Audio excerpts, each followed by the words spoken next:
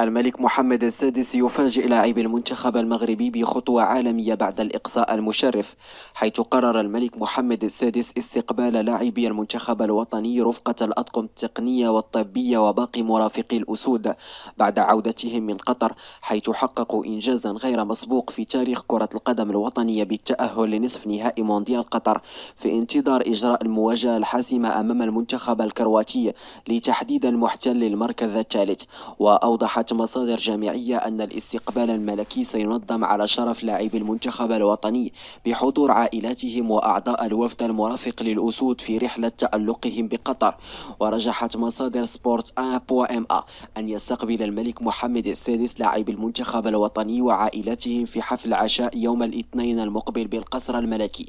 وكان الملك محمد السادس قد عبر عن سعادته بالإنجاز التاريخي، إذ خرج للاحتفال مع الشعب المغربي فرحة بالتأهل إلى دور ربع نهائي كأس العالم. وتلقى وليد ركراكي مدرب المنتخب الوطني رفقة عميد الأسود أكثر من اتصال من طرف الملك محمد السادس لتهنئة الأسود على إنجازهم الكبير، إذ كان أول اتصال بعد التأهل إلى ثمن نهائي كأس العرش، والثاني بعد التأهل لربع نهائي، قبل أن يتلقى مدرب الأسود والعميد اتصالا ملكيا جديدا بعد الهزيمة أمام المنتخب الفرنسي.